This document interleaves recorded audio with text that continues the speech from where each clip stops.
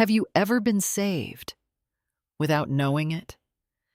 Imagine being taken from everything you know, handed over to a stranger, and told your life is no longer your own. Now imagine that stranger is the only one willing to die to protect you.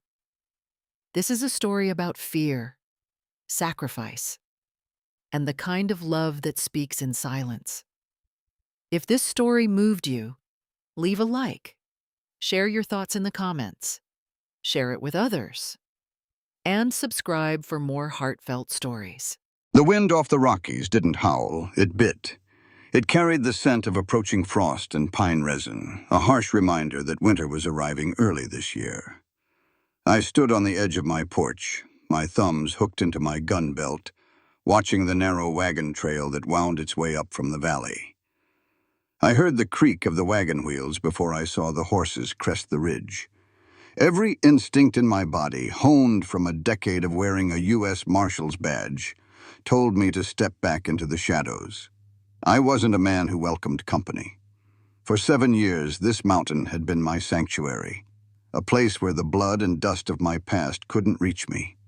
But today, the world was coming to my doorstep, and I had invited it. The wagon rolled to a halt in the yard. The driver didn't speak. He just pulled back on the reins, his breath pluming in the freezing air, and looked at me with a mixture of wariness and haste.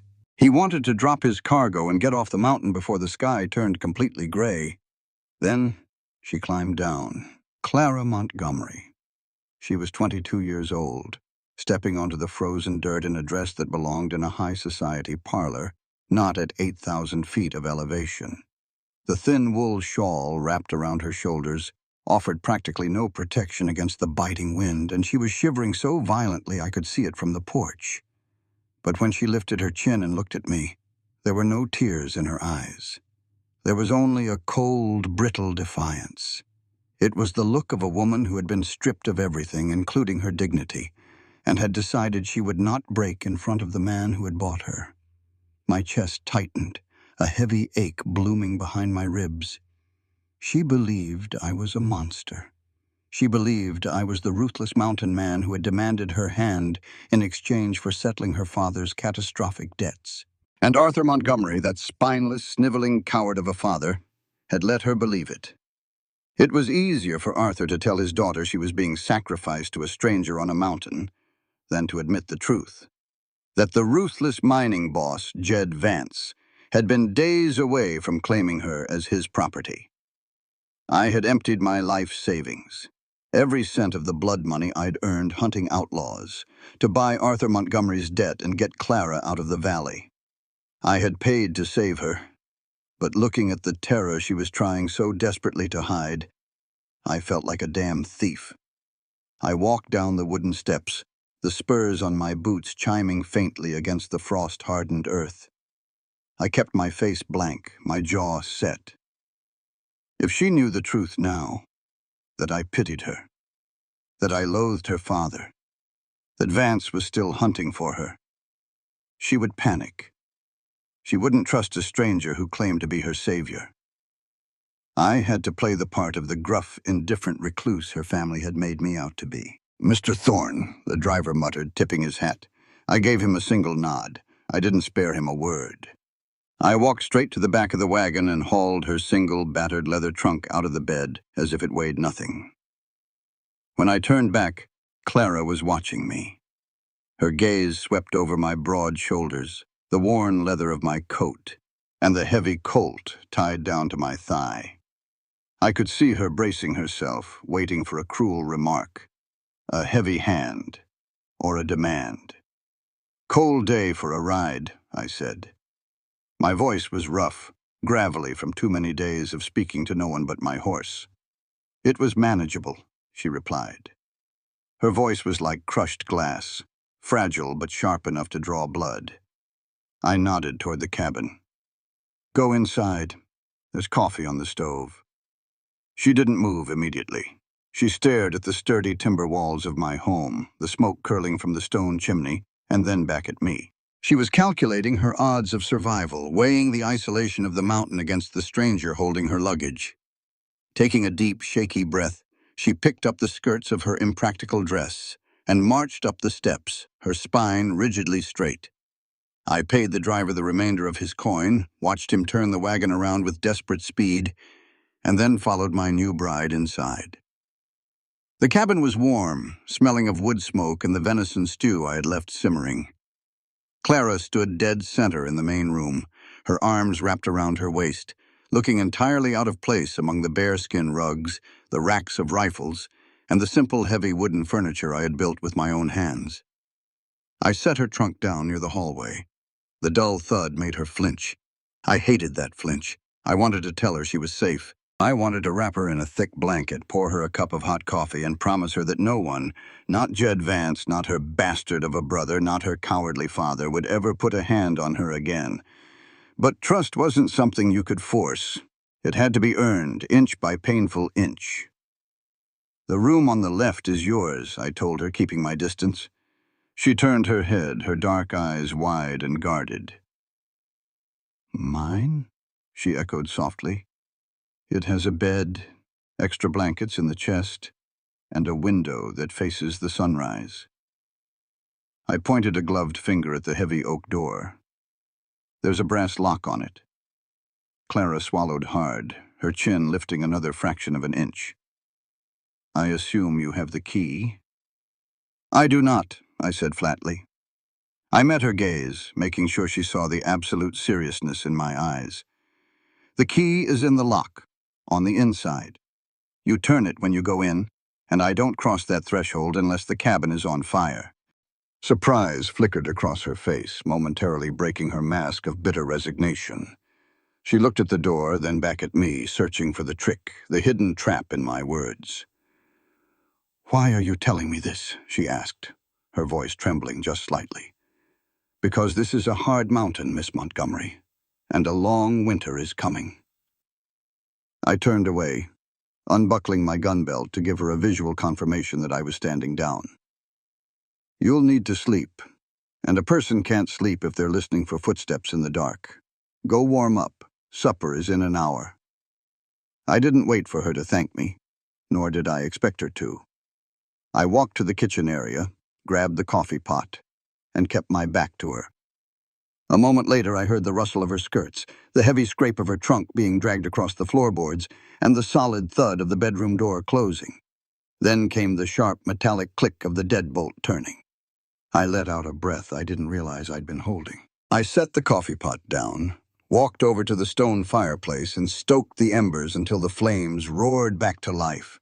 She was locked inside, terrified and alone, believing her life was over. But as I pulled a chair up to the hearth and settled in for the long night, my rifle resting easy across my knees, I made a silent vow to the roaring fire. "You are safe now, Clara, even if you don't know it yet. They sold you to the wolves, but they didn't realize they sold you to the biggest wolf in the valley." The first week was a silent, agonizing war of attrition.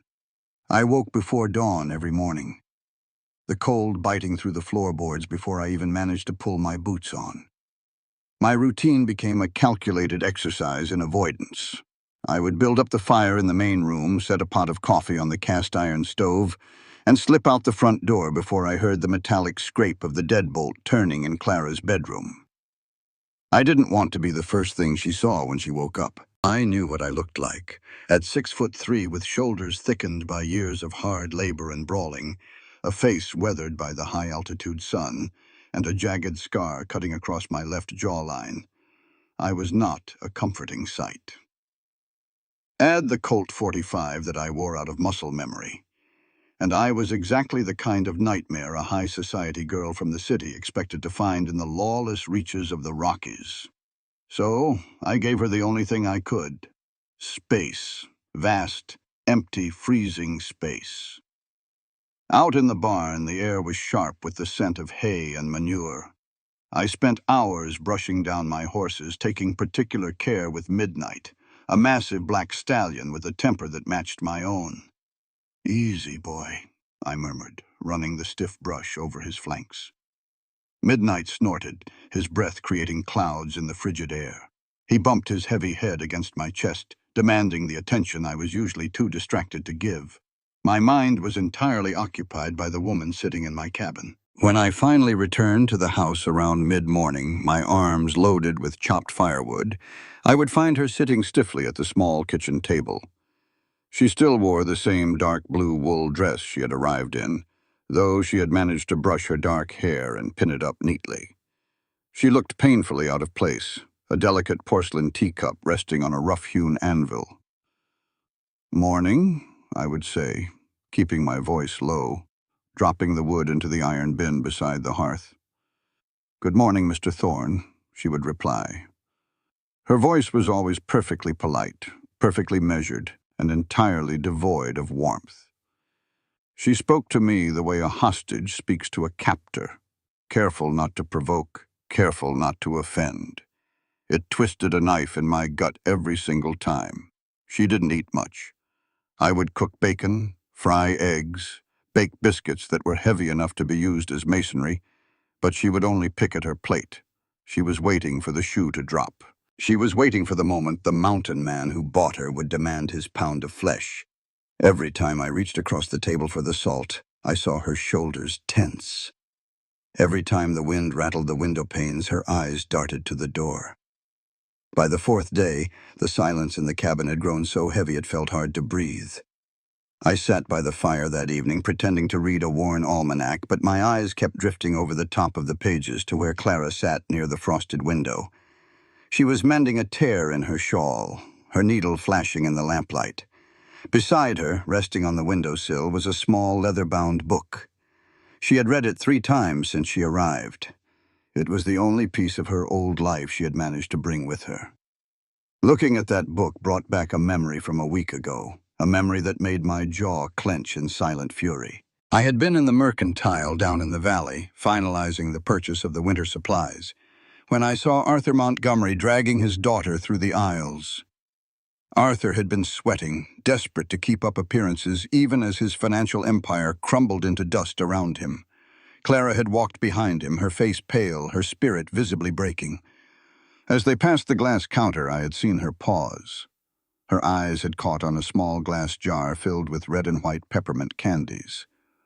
For just a fraction of a second, the heavy despair in her eyes lifted, replaced by a fleeting childish wistfulness. Arthur had noticed. He had grabbed her elbow, his grip bruising. "Don't dawdle, Clara. We haven't the coin for frivolities. You've cost me enough already." He had practically dragged her out of the store. I had stood in the shadows near the grain sacks, my blood boiling. As soon as they were gone, I had walked up to the counter, tossed a silver dollar onto the glass, and bought the entire jar. Now, sitting in my cabin, I watched Clara shiver slightly as a draft slipped through the window frame. She didn't complain. She just pulled the thin shawl tighter around her shoulders. I closed the almanac with a soft thud and stood up. Clara immediately went still, her eyes darting to my face, her hands gripping the fabric in her lap. "I need to check the perimeter," I lied smoothly, grabbing my heavy shearling coat from the peg by the door. "Lock the door behind me." I stepped out into the biting night. But I didn't go far. I went straight to the tool shed. I lit a lantern, found some smooth, sanded planks of cedar I had been saving, and set to work. The physical labor was a relief. Measuring, cutting, hammering. It gave my hands something to do instead of balling into fists. I built a small, sturdy bookshelf, just wide enough to hold a dozen volumes, designed to fit perfectly into the corner near the stove where it was warmest. When it was finished, I carried it back to the cabin. The front door was locked just as I had instructed. I knocked twice. A moment later, the bolt slid back, and Clara stood in the doorway, the lamplight throwing her shadow across the snow. She blinked in surprise as I edged past her, carrying the wooden shelf. I didn't say a word. I walked over to the corner near the stove, set the shelf down, and made sure it was level. Then I reached into the deep pocket of my coat and pulled out a small brown paper bag. I placed it gently on the top shelf. I turned to find her watching me, her dark eyes wide with confusion. "What is that?" she asked, her voice barely a whisper. "The windowsill is drafty," I said, my voice gruff. "Books shouldn't get damp, and the table is too cold to sit at all day." I walked toward the door to hang up my coat. I could feel her staring at my back. Slowly, hesitantly, she walked over to the corner. She touched the smooth cedar wood, tracing the grain with her fingertips. Then, she noticed the paper bag. She picked it up, opened it, and I saw her breath catch. She looked up at me, her eyes shimmering with something that wasn't fear. It was shock, pure, unadulterated shock. "Peppermints," she breathed. "Storekeeper practically threw them at me," I lied, turning my back to her to busy myself with the fire. "Said they were going stale. Figured someone ought to eat them." "How did you know?" she asked softly. The brittle edge in her voice was gone, replaced by a trembling vulnerability. I never told anyone. I noticed things, Miss Montgomery." I took the poker and jabbed at a burning log, sending a shower of sparks up the chimney. "It's a survival trait out here." She stood there for a long time, clutching the bag of candies to her chest like a shield. The silence in the room had changed. It was no longer the heavy, suffocating silence of a prison. It was the breathless quiet of a door being pushed open just a crack. "Thank you, Mr. Thorne," she said, and for the first time I heard a tremor of genuine emotion in her voice. I set the iron poker down and turned to face her. She looked so small, so battered by the world, yet so fiercely resilient. I wanted to tell her the truth right then. I wanted to tell her about Jed Vance and the bounty on my head and the blood on my hands. But I couldn't. Not yet. "My name is Silas," I said quietly. She held my gaze, her dark eyes searching my rough face for a trap she still half expected to find. Finally, she gave a small, almost imperceptible nod. "Silas," she repeated. It was the most beautiful sound I had heard in 7 years. I walked past her, heading toward my makeshift bed in the corner of the main room. "Eat the candy, Clara. Read your book. Tomorrow we need to batten down the hatches. The sky smells like snow, and up here, that means trouble." I had survived enough winters in the Rockies to know when the mountain was preparing to try and kill me. The signs were subtle at first. The wind stopped howling and dropped into an eerie, deadened silence. The sky, usually a piercing, painful blue, turned the color of bruised iron. The air pressure plummeted, making the joints in my bad knee ache with a dull, persistent throb. Down in the valley, they might just get a heavy dusting. Up here at 8,000 feet, we were about to get buried. I spent the entire morning preparing. I hauled twice the usual amount of firewood onto the covered porch, stacking it high against the cabin wall. I checked the roof shingles, secured the shutters, and dragged heavy canvas tarps over the hay bales in the barn. Midnight was restless, stamping his hooves and tossing his massive head, sensing the atmospheric shift. I gave him an extra ration of oats and made sure the barn doors were bolted tight.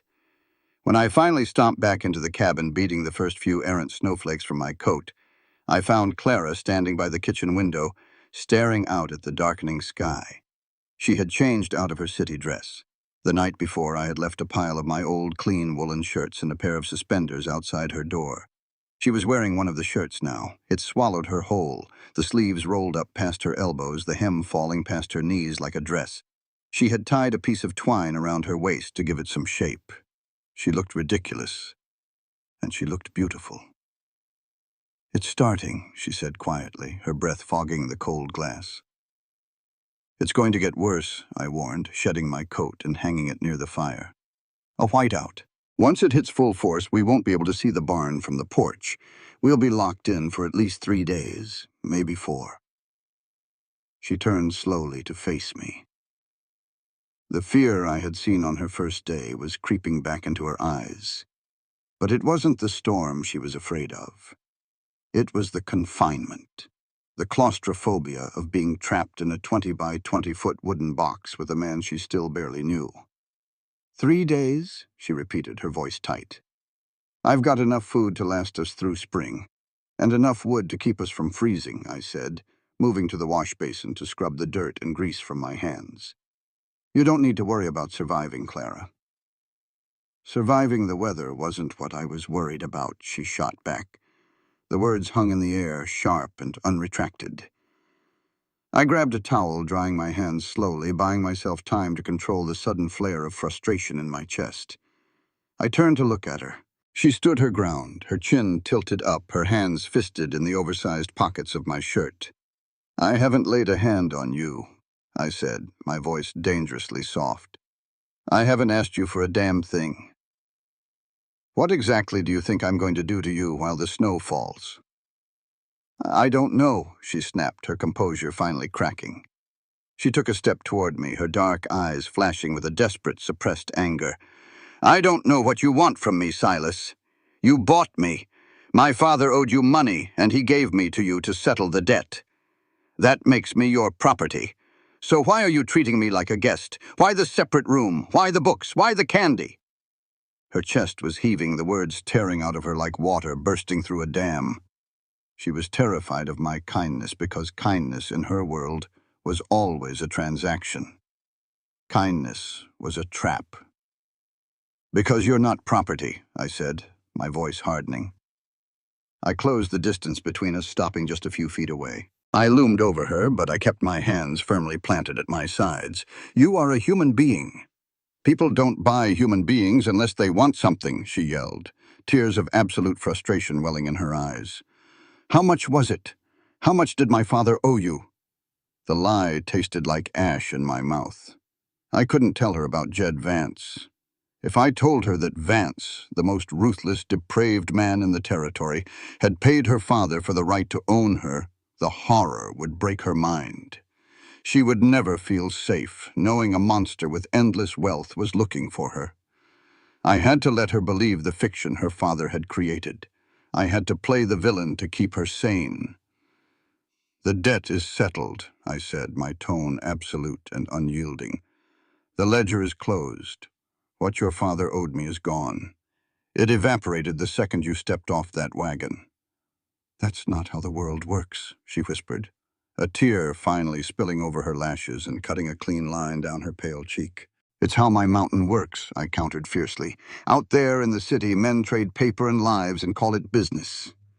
Up here, the only thing that matters is surviving the winter. I don't consider you a transaction, Clara. I don't own you. Then why am I here? She pleaded, her voice breaking. Why did you agree to take me? I looked down at her dark, tear-filled eyes, her trembling lips, the fierce, unbending pride that kept her standing upright even when her world was collapsing. Because I saw you, I thought.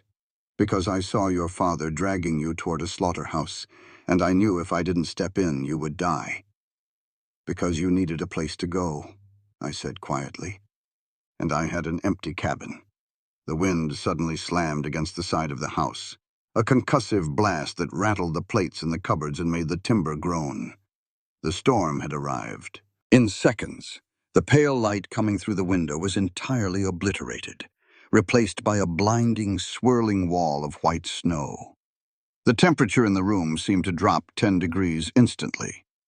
Clara flinched at the sound, her anger draining away, leaving behind only exhaustion. She wrapped her arms around herself, staring at the window. We were cut off from the world, buried alive. I turned away, walked to the fireplace, and threw 3 heavy logs onto the grate. The flames leaped hungrily, casting long, dancing shadows across the walls. Sit by the fire, I told her, my voice softer now. You're shivering. She didn't argue. She walked over to the worn armchair I usually occupied and sank into it, pulling her knees up to her chest, looking small and lost. I grabbed my carving knife and a piece of soft pine from the kindling box, taking a seat on the rough wooden bench opposite her. For the next few hours, the only sounds in the cabin were the demonic howling of the wind outside, the crackle of the fire, and the rhythmic shh of my knife stripping away ribbons of wood.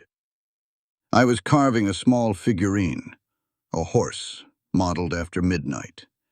It was a habit I'd picked up during my days on the trail, a way to keep my hands busy so my mind wouldn't wander back to the blood and the gunfire. The cabin grew stiflingly warm near the hearth. Clara had stopped crying. She watched my hands as I worked, mesmerized by the repetitive motion. "You're good at that," she murmured softly, breaking the heavy silence.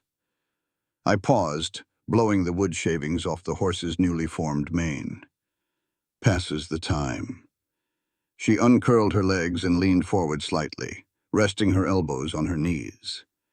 The firelight played across her face, softening the sharp angles of her jaw, turning her dark eyes into pools of liquid amber. She looked at my hands, taking in the calluses, the grease stains, the faded white scars that crisscrossed my knuckles from too many fistfights. Then her gaze drifted up my arms, across my broad chest, and finally, it settled on my face.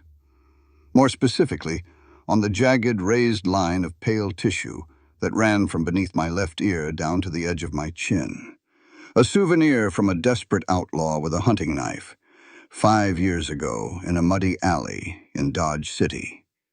"Does it hurt?" she asked, her voice barely a whisper against the roar of the storm outside. I went perfectly still. People didn't ask about the scar. They stared at it when they thought I wasn't looking, or they looked away entirely, intimidated by the violence it represented. No one had ever asked me about the pain. "Not anymore," I answered, my voice rougher than I intended. "It's just dead skin." She hesitated. The air between us seemed to thicken, growing heavy and charged with an unseen electricity. Slowly, as if approaching a wild animal, Clara stood up from her chair. She took one step toward me, then another, until she was standing directly in front of the bench. I had to tilt my head up to look at her. "How did it happen?" she asked. "A disagreement," I said cryptically, "with a man who didn't want to go where I was taking him." I expected her to nod and step away, satisfied with the vague answer. Instead, she reached out. Time seemed to stop. The roaring wind faded into background noise. I watched in paralyzed disbelief as her small, delicate hand hovered in the space between us.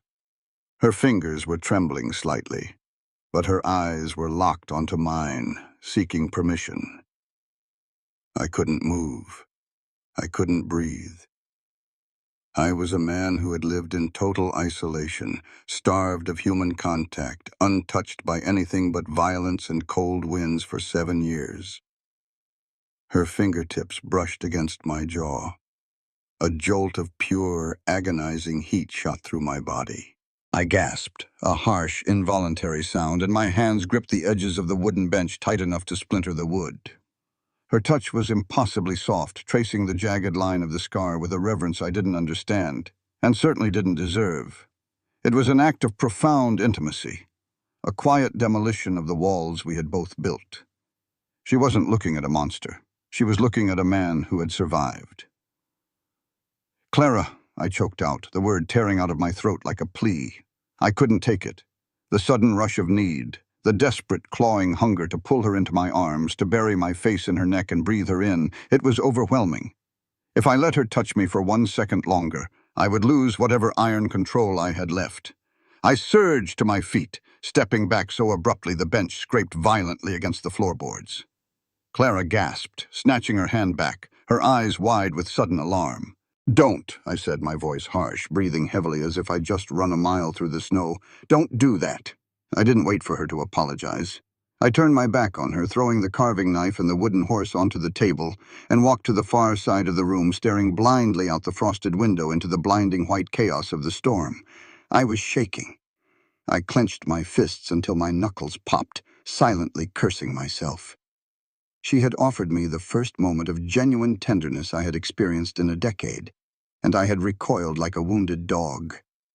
But it was necessary. She was starting to look at me with something resembling trust, and that was the most dangerous thing in the world. Because when Garrett Montgomery and Jed Vance inevitably came up this mountain to take her back, my past would be dragged out into the light. The blood on my hands would be visible for her to see, And if she started to care for me now, the betrayal she would feel when she learned the true depths of the violence I was capable of would destroy her completely. Behind me, I heard the soft rustle of her bare feet on the floorboards, followed by the quiet click of her bedroom door closing. She didn't lock it this time. I stood by the window for a long time, listening to the storm rage, knowing the real tempest was only just beginning. The blizzard did not break on the second day, nor the third. It raged with a violent, screaming intensity that made the heavy timber walls of the cabin shudder. I spent most of those hours trapped in my own mind, staring into the hearth, hyper-aware of the woman moving quietly around the small space. Since the moment she had touched my scar, an electric tension had settled over the cabin. We moved around each other like two wolves in a cage, careful, watchful, and acutely aware of every breath the other took. It happened on the morning of the third day. I was pouring a cup of boiling black coffee when a sound cut through the howling wind. A sharp, deafening crack that vibrated through the floorboards, followed immediately by a heavy structural thud. I dropped the tin cup. It clattered against the iron stove, spilling scalding coffee everywhere. "What was that?" Clara gasped, spinning around from the wash basin, her eyes wide with fresh terror. "The barn," I said, my blood running instantly cold. I didn't wait to explain. I grabbed my heavy shearling coat, my gloves, and my rifle, shoving my boots onto my feet with frantic haste. The barn was built solid, but an old-growth pine stood too close to the western wall. If the wind had brought it down. "Lock the door behind me!" I shouted over the roar of the storm as I yanked the front door open. Stepping onto the porch was like stepping into a frozen ocean. The wind hit me with the force of a physical blow, driving icy needles into my face and instantly blinding me. The world was a chaotic, swirling white void. I plunged off the porch into snow that was already thigh-deep, using the rope line I had tied between the porch post and the barn door the day before.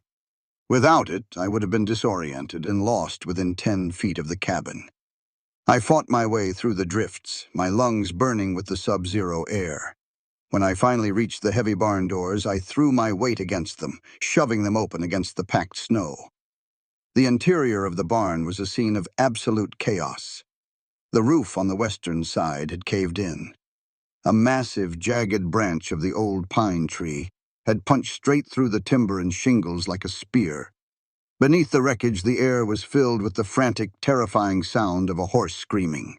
"Midnight!" I roared, dropping my rifle and scrambling over the fallen debris. My massive black stallion was trapped in his stall, thrashing violently against the splintered wood. The pine branch had missed his spine, but a sharp, jagged piece of timber had ripped a deep, horrific gash across his right shoulder and flank. The air was heavy with the metallic, sickening scent of hot blood. Blood was everywhere, sprayed across the wooden slats, pooling darkly in the golden hay. "Whoa! Easy, easy, boy," I shouted, trying to keep my voice steady, though panic was clawing at my throat. I vaulted over the broken stall door and grabbed his halter, pulling his head down. Midnight's eyes were rolling white with raw panic. He reared up, his massive hooves kicking out, slamming against the stall walls. He weighed 1,200 pounds, and in his terror, he was strong enough to crush my skull. "Midnight, stop! It's me!" I wrestled with the heavy leather halter, using every ounce of my strength to hold his head still. I managed to pin him against the far wall of the stall, but the moment I reached for the wound on his shoulder, he shrieked and thrashed again, nearly throwing me off my feet. Blood was pumping from the gash in a steady, terrifying rhythm. An artery wasn't severed, but the cut was deep enough that if I didn't close it soon, he was going to bleed out right here in the hay. I needed to apply pressure. I needed to stitch it. But I couldn't hold a panicked stallion down and perform surgery at the same time. I only had 2 hands, and I was losing the battle. "Damn it," I cursed silently, pressing my shoulder into his neck. "I'm going to lose him." Then the barn doors slammed open again. I snapped my head around, expecting the wind to have blown the latch. Instead, a figure stumbled through the opening, accompanied by a swirling vortex of white snow. It was Clara. She was wrapped in my spare wool blanket, her boots sinking into the hay. Her face was pale and entirely flushed from the brutal cold, her hair plastered to her cheeks with melting snow. She was gasping for air, leaning heavily against the barn door to slide it shut against the blizzard. "What the hell are you doing out here, Garrett?" I bellowed. "Get back in the house!" She didn't listen. She dropped the blanket from her shoulders and took in the scene. The caved-in roof, the thrashing horse, and me, covered in Midnight's blood, struggling to keep the massive animal pinned. Most high society women would have fainted at the sight of that much blood. Most would have screamed and run. Clara didn't flinch. Her dark eyes locked onto the gash on Midnight's shoulder, assessing the pulsing blood with a sharp, calculating intensity that completely shocked me. She marched forward, entirely ignoring my command. "I brought my kit," she said, her voice piercing through the horse's distressed cries. She held up a small, weathered leather satchel I hadn't seen before. "Hold his head down, Silas. Don't let him kick." "Clara, get back. He'll crush you." "He's bleeding out," she yelled back, stepping directly into the stall, right into the danger zone of his thrashing hooves. "If you don't let me close that wound, he'll be dead in 10 minutes. Now hold him steady." I stared at her, stunned by the sheer, commanding authority radiating from this woman who had been trembling in a corner just days ago. There was no fear in her now. There was only absolute focus. I gritted my teeth, planted my boots deep into the hay, and wrapped both my arms around Midnight's heavy neck, burying my face in his mane. "Do it," I grunted, using my entire body weight to press the horse against the timber wall. Clara dropped to her knees in the blood-soaked hay. She snapped the leather satchel open. Inside were neat rows of glass vials, bundles of dried herbs, a pair of surgical shears, and curved suturing needles. "Shh, brave boy," she murmured. Her voice, previously a weapon of brittle ice, had transformed. It was low, melodic, and impossibly soothing. "I know it hurts. I know. But I'm going to fix it." She didn't hesitate. She uncorked a vial of clear liquid. It smelled sharply of grain alcohol and something herbal, and poured it directly over the ragged wound. Midnight shrieked, bucking hard. My boots slipped in the bloody hay, my muscles screaming in protest as I fought to keep him pinned. "Hold him!" Clara commanded, not looking up. She threaded a heavy curved needle with thick waxed surgical thread in a matter of seconds. Her hands were covered in Midnight's blood, but they didn't shake, not even a fraction of an inch. With a swift, practiced motion, she drove the needle into the tough hide of the horse's shoulder, pulling the ragged edges of the flesh together. I watched her in absolute awe. The delicate society girl from the valley, the woman who had been sold like a piece of furniture, was performing battlefield surgery in a freezing barn with the steady, ruthless precision of an army medic. "Where did you learn to do that?" I grunted, sweat stinging my eyes despite the freezing temperature. "My grandfather," she said tightly, pulling another stitch through. "He was a veterinarian in Boston. I used to sneak into his clinic. My father hated it, said it was filthy work for a lady." She tied off a knot, her knuckles white with the strain of pulling the tough hide closed. "I think it's the only useful thing I've ever learned." For 20 agonizing minutes we fought the horse and the cold. Clara worked relentlessly, talking to Midnight in that low, hypnotic voice, her hands moving with deft, bloody grace. She packed the closed wound with a thick, dark paste made from her vials, explaining briefly that it was yarrow and comfrey to stop the infection, before binding the entire shoulder tightly with strips of clean linen she tore from her own petticoat. When she finally tied the last knot, she slumped back onto her heels in the hay. Midnight was trembling, soaked in sweat and exhausted, but he was no longer fighting. The bleeding had stopped. He lowered his heavy head, blowing a tired breath against my chest. I slowly released my grip on his halter, stepping back. My arms were shaking from the sheer physical exertion of holding him. I looked at Midnight's bandaged shoulder, and then I looked down at the woman sitting in the bloody hay. Clara's hands were stained crimson. Her beautiful face was smudged with dirt and blood. She was breathing heavily, staring at the horse to ensure the stitches held. I dropped to my knees in the hay across from her. "You saved him," I said, my voice hoarse. She looked up at me, her dark eyes meeting mine. The barrier between us was completely gone. In its place was a raw, unfiltered connection that struck me harder than any bullet ever had. I had spent the last week treating her like a fragile glass doll that I needed to protect from the world. I had been completely wrong. Clara Montgomery wasn't a victim. She was a survivor. She had a core of tempered steel that even she didn't fully recognize yet. "I couldn't just sit in the cabin and do nothing," she whispered, her voice trembling now that the adrenaline was fading. She looked down at her blood-soaked hands, suddenly realizing the horrific reality of what she had just done. A violent shudder ripped through her small frame. Without thinking, I reached out. I didn't care about my self-imposed rules. I didn't care about the secrets I was keeping. I caught her wrists, pulling her trembling hands into my larger, calloused ones. "You did good, Clara," I said fiercely, my thumbs brushing over the dried blood on her knuckles. "You did damn good." She stared at our joined hands, a breathless sob catching in her throat. And then slowly, she lifted her gaze to mine. There was no fear in her eyes anymore. There was only a profound, desperate vulnerability. "Thank you, Silas," she breathed. And in that freezing, blood-stained barn, amidst the howling of the worst storm of the decade, I realized with absolute terrifying certainty that I was falling hopelessly in love with the woman I had bought. The blizzard finally blew itself out on the afternoon of the fourth day. When I unbarred the front door and pushed it open, the sudden assault of brilliant, blinding sunlight made me wince. The mountain had been transformed.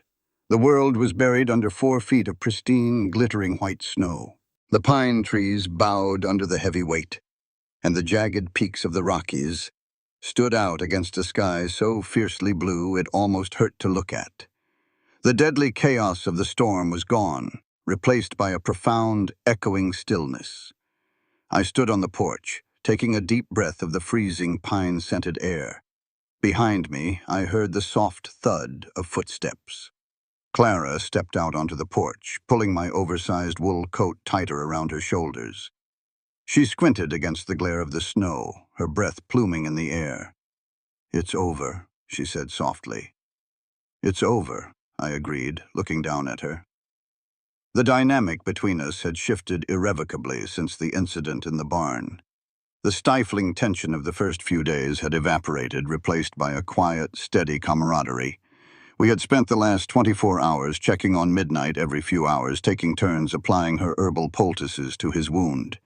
He was recovering well, standing on all 4 legs and eating out of my hand. Every time Clara checked his stitches, I found myself watching her, watching the capable movements of her hands, the intense focus in her dark eyes, the way she bit her lower lip when she concentrated.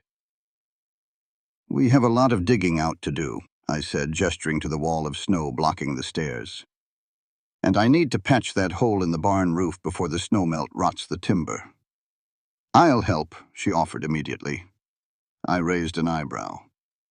"It's hard labor, Clara, and it's freezing." She tilted her chin up, that stubborn spark returning to her eyes. "I stitched up a 1,200-pound horse while he was trying to kick my head off, Silas. I think I can handle a shovel." A slow, involuntary smile pulled at the corner of my mouth. It was the first time I had genuinely smiled in years, and my face felt stiff, unaccustomed to the expression. "All right, then. Let's get to work." The afternoon passed in a blur of exhausting, satisfying labor. We dug a trench from the porch to the barn, the snow flying off our shovels in glittering arcs. Then, while I climbed a ladder to nail heavy canvas and fresh pine boards over the hole in the roof, Clara stood below, handing up tools and nails. We moved in a natural, unspoken rhythm, anticipating each other's needs. For the first time since I pinned a martial star to my chest, I felt a sense of peace. I wasn't waiting for an ambush. I wasn't hunting a fugitive. I was just a man fixing his barn, with a woman who felt like she belonged by his side. By the time the sun began to dip behind the peaks, casting long purple shadows across the snow, We were both exhausted and freezing. We retreated into the cabin, stripping off our heavy snow-caked coats. Clara immediately went to the stove to heat up a pot of stew while I built up the fire. The cabin quickly filled with warmth and the rich, savory smell of venison and wild onions. "You're very capable," Clara said suddenly, stirring the pot. She wasn't looking at me, but her voice carried clearly across the small room. "You built this cabin, you built the furniture, you know how to survive the winters. It's impressive." I leaned back against the stone hearth, crossing my arms over my chest. You learn fast when the alternative is starving or freezing to death. She turned to look at me, the wooden spoon in her hand. "But why do it alone? Why come all the way up here, away from everything? You told me you've been here 7 years. What were you doing before that?" The question hung in the warm air, heavy with unspoken curiosity. She was asking for the truth. She was asking me to lower the drawbridge and let her into the fortress I had built around my past. I looked down at the floorboards, tracing the grain of the wood with my eyes. "I hunted men," I said quietly. I saw her stiffen slightly out of the corner of my eye. "You were a bounty hunter?" "Something like that," I replied, carefully sidestepping my federal title. The marshal badge was still locked in a metal box under the floorboards, a secret I couldn't afford to reveal until the threat of Jed Vance was completely neutralized. I tracked down people who did bad things, people who hurt others. I dragged them back to face the rope or the cell. "And did you?" she asked softly. "Drag them back?" "Usually." I looked up, meeting her gaze. "But it changes you, Clara. Spending all your time in the mud with the worst kinds of men. You start to see the world as nothing but a dark, ugly place. You start to expect the worst from everyone." Eventually, I realized the violence was settling into my bones. I was becoming the thing I was hunting. So, I rode up this mountain, and I didn't go back down. Clara watched me for a long time, her eyes dark and completely unreadable. She didn't recoil in horror at the admission of my violent past. Instead, she seemed to understand it on a profound level. "My father," she began, her voice tight, "was a man of high society. He wore tailored suits and went to the opera. Everyone in town respected him." She paused, swallowing hard. "But when his investments failed and he owed money, he didn't hesitate to throw his own daughter to the wolves to save his reputation. The men you hunted might have been outlaws, Silas, but I've learned that the men in the fine suits are often the true monsters." Her words hit me like a physical blow. She was talking about Arthur, but my mind instantly flashed to Jed Vance, a man of immense wealth and power in the valley, who wore fine suits while ordering the slaughter of miners and the purchasing of young women. If you only knew the truth, I thought. A wave of sickening guilt washing over me. If you knew I bought you to keep Vance from getting his hands on you. "The stew is ready," she said quickly, breaking the heavy silence, wiping a stray tear from her cheek before turning back to the stove. After dinner, the cabin grew too warm. I stepped out onto the front porch to smoke a rolled cigarette, leaning against the wooden railing and looking out over the moonlit valley. The snow glowed with a pale, ethereal light, turning the rugged landscape into something impossibly serene. The front door creaked open, and Clara stepped out. She didn't put on her heavy coat, only wrapping her wool shawl around her shoulders. She walked over to the railing, standing beside me, close enough that I could feel the heat radiating from her small body. "It's beautiful," she murmured, looking at the silver-drenched valley. "It is," I agreed. Though I wasn't looking at the valley. I was looking at her. The moonlight caught the delicate curve of her neck, the dark silk of her hair, the soft fullness of her lips. She turned her head, catching me staring. She didn't look away. Her dark eyes locked onto mine, luminous and searching in the pale light. The air between us instantly thickened, becoming heavy and charged, just like it had in the cabin before the storm. She shifted slightly, turning to face me. "Silas," she whispered. She took a step closer. As she did, her boot caught on a patch of slick black ice that had formed near the edge of the porch. Clara gasped, her arms flailing as she pitched backward toward the steep wooden stairs. I moved purely on instinct. I dropped my cigarette and lunged forward, my arm wrapping around her waist like an iron band. I yanked her hard against my chest, hauling her back onto solid footing. The impact knocked the breath out of both of us. Suddenly, she was pressed flush against my entire body. I could feel the rapid, frantic beating of her heart against my ribs. Her hands had grabbed handfuls of my shirt, holding on for dear life. We stood there, frozen in time on the icy porch. I looked down at her. Her face was inches from mine. She was breathing in short, shallow gasps. Her lips parted slightly, her eyes wide and dark and completely overwhelmed. The scent of her, soap, wild herbs, and something uniquely sweet, filled my senses, intoxicating and dizzying. I felt the last threads of my legendary self-control snapping one by one. My gaze dropped from her eyes to her lips. Clara's breath hitched. She didn't pull away. Instead, her grip on my shirt tightened, and she tilted her chin up, a silent, desperate invitation. She wanted this. She wanted me. I lowered my head. My lips hovered a fraction of an inch above hers. I could feel the warmth of her breath mixing with mine. Every muscle in my body screamed to close the distance, to crush my mouth against hers and claim the woman I had sworn to protect. But then, a phantom image flashed behind my eyes. I saw the folded piece of paper sitting in my lockbox. The contract, the blood money I had paid her father. I am a liar, my mind screamed. I am hiding the truth. She thinks I'm a savior, but I'm just a man keeping her in the dark.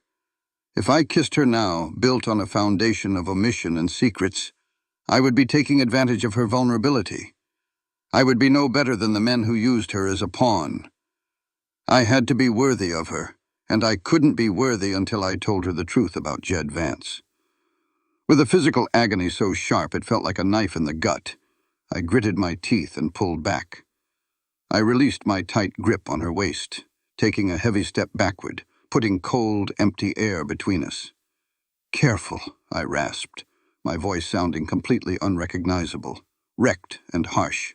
"The ice is treacherous." Clara stood frozen, her arms still slightly raised where they had been holding me. The profound rejection registered on her face in slow, agonizing waves. The heat in her eyes vanished, replaced by a sudden, devastating humiliation. She swallowed hard, wrapping her shawl tightly around her trembling shoulders, rebuilding the armor I had just stripped away. "Of course," she whispered, her voice cracking. "Thank you, Mr. Thorne." She turned on her heel, her spine rigid, and walked back into the cabin. The heavy wooden door closed behind her, the sound echoing like a gunshot in the silent, frozen night. I stood alone on the porch, my hands gripping the wooden railing until the wood groaned and splintered beneath my calloused fingers, hating myself more deeply than I ever thought possible. The thaw came 3 days later, and with it, the agonizing return of the outside world. The heavy blanket of snow began to melt under the relentless glare of the high-altitude sun. The mountain echoed with the constant rhythmic dripping of water from the eaves of the cabin and the distant thunderous cracks of shifting ice. But the thawing outside was nothing compared to the absolute freeze that had settled inside the walls of my home.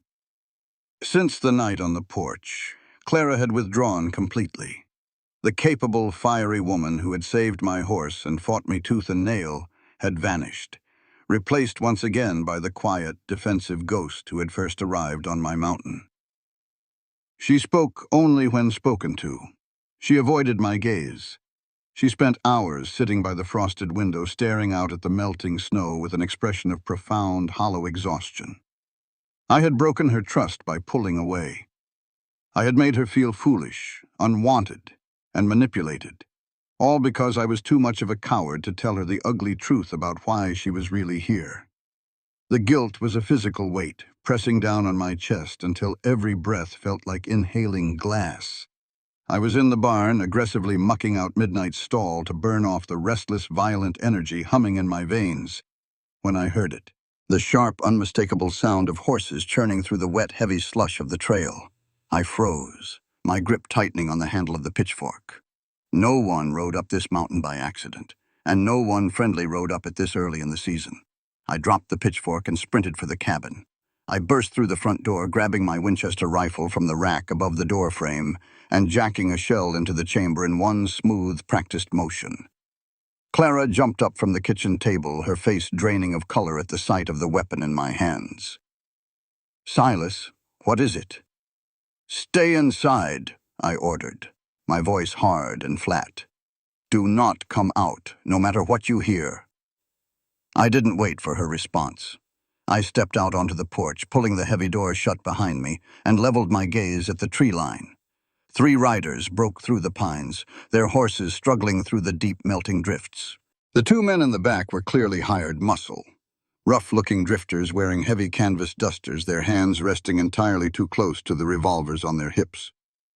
But it was the man leading them who made my blood run instantly cold. He was young, perhaps 25, dressed in a tailored wool suit that had no business being on a mountain trail, covered by a fine cashmere overcoat. He rode with an arrogant, slouching posture, a smug smirk plastered across his handsome, patrician face. I had only met Garrett Montgomery once, briefly, in a dark tavern when his father was frantically trying to arrange the payoff. I hadn't liked him then. Seeing him on my land, looking at my cabin like he was calculating its lumber value, made my trigger finger itch with a sudden, overwhelming urge for violence. I stepped up to the porch railing, the Winchester resting casually but deliberately across my forearm.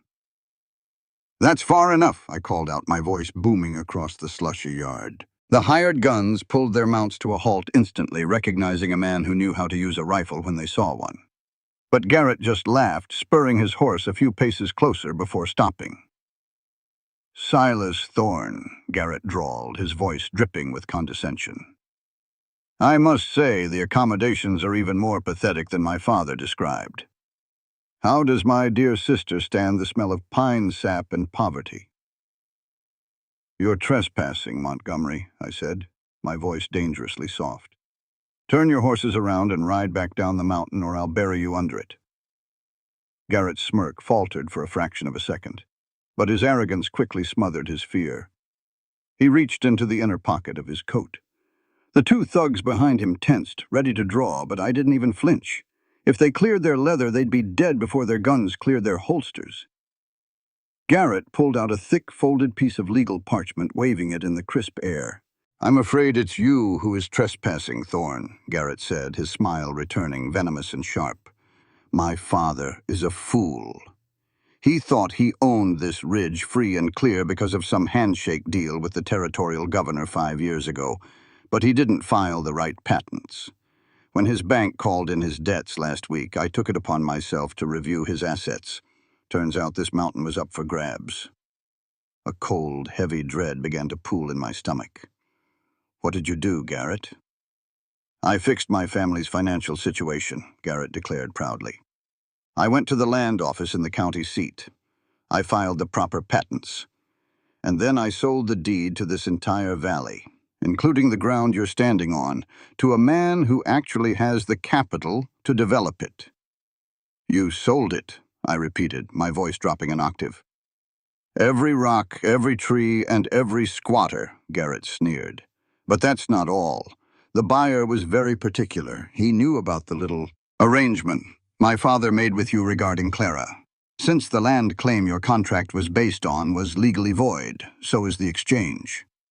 Clara's guardianship reverts to the head of the Montgomery family, which is now me, since our father drank himself into a stupor 3 days ago and gave me power of attorney." He leaned forward over his saddle horn, his eyes gleaming with malicious triumph. "I sold the deed, Thorne, and I sold Clara's contract with it. The buyer is coming for his property, both the land and the girl." The front door of the cabin creaked open behind me. "No," a small, broken voice whispered. I didn't turn around. I didn't need to. I could feel Clara standing in the doorway, her presence fragile and trembling. She had disobeyed my order, unable to bear the suspense. Garrett's eyes lit up as he saw her. "Clara, look at you, dressed like a pioneer wench. Don't worry, little sister. Your real husband is waiting down in the valley to put you back in silk and lace." "Who?" Clara choked out. "Garrett, who did you sell it to?" Garrett's smile widened into something truly ugly. "Why, Jedediah Vance, of course. He was willing to pay triple what this mud farmer gave father, just to make sure he got you back." The name hit the air like a physical shockwave. I heard Clara gasp, a ragged, tearing sound, followed by the heavy thud of her knees hitting the porch floorboards. She collapsed against the doorframe, her hands flying to her mouth. I had never seen such complete, mind-shattering terror on a human being's face. Jed Vance wasn't just a wealthy mining boss. He was a notorious sadist. Rumors of what happened to the women Vance took into his sprawling estate down in the valley were spoken of only in horrified whispers in the darkest corners of the saloons. Seeing her on her knees, paralyzed by the mere mention of that monster's name, broke the last chain holding my legendary temper in check. I moved faster than a striking rattlesnake. I didn't use the rifle. I dropped the Winchester, drew the heavy Colt .45 from my thigh holster, cocked the hammer, and leveled the glowing front sight squarely at the center of Garrett Montgomery's forehead, all in the span of a single heartbeat. The two hired guns went rigid, their hands freezing inches from their weapons. They realized in that terrifying instant that they had made a fatal miscalculation. I wasn't a mountain hermit. I was a killer. "Listen to me very carefully, you pathetic little worm," I snarled, my voice vibrating with a lethal, unrestrained fury that echoed off the mountain peaks. "I don't give a damn about your forged papers. I don't give a damn about the corrupt clerk at the land office. If you or Vance want this mountain, or the woman on it, you will have to wade through a river of your own blood to get it." Garrett swallowed hard, all the color draining from his arrogant face as he stared down the black barrel of my revolver. The gun wasn't shaking. "You have 10 seconds to turn those horses around," I said softly, the silence of the mountain rushing in to fill the space between my words. "If I can still see you in 11, I will blow your head off your shoulders and feed you to the wolves. 1. I didn't need to count to 10. At 2, the hired guns violently wrenched their horses around, spurring them hard back down the slushy trail. Garrett, his bravado entirely shattered by the cold promise of death in my eyes, cursed, yanked his reins, and followed them, nearly falling out of his saddle in his desperate haste to escape. I stood on the porch, the Colt still raised, watching until the riders disappeared into the dark tree line, the sound of their panicked horses fading into the wind. Slowly, carefully, I lowered the hammer of the gun and holstered it. I turned around. Clara was still on the floor of the porch, her knees pulled to her chest, her arms wrapped around her head as if trying to shield herself from a physical blow. She was hyperventilating, her whole body shaking violently. "Clara," I said gently, dropping to one knee beside her. I reached out to touch her shoulder. She flinched away from my hand as if I were holding a branding iron. "He's coming," she sobbed, staring blankly at the snow. "Jed Vance. He found me. My father promised he wouldn't find me. He promised—" "Clara, look at me." I shifted closer, forcing myself into her line of sight. "Look at me." Her dark, terrified eyes finally met mine. "Vance is not going to touch you," I swore, my voice rough with absolute, unyielding conviction. "I don't care how many men he sends. I don't care how much money he has. I will burn this entire territory to the ground before I let that bastard lay a single finger on you. Do you hear me?" She stared at me, searching my scarred, hardened face for a lie, for a crack in my armor. Slowly, the frantic terror in her chest seemed to ease, replaced by a desperate, clinging need for safety. With a choked sob, she launched herself forward, burying her face in the rough wool of my coat, her hands clutching at my shirt. I wrapped my arms around her, pulling her tightly against my chest, burying my face in her dark hair. I held her fiercely, promising myself that I would slaughter any man who stepped foot on my mountain. But as I held her trembling body, A cold, sickening realization washed over me. Garrett had just brought Jed Vance's name into my home. And it was only a matter of time before Clara realized that Vance's name had been part of this bargain from the very beginning. When that happened, the fragile trust I was holding in my arms right now would turn to ash.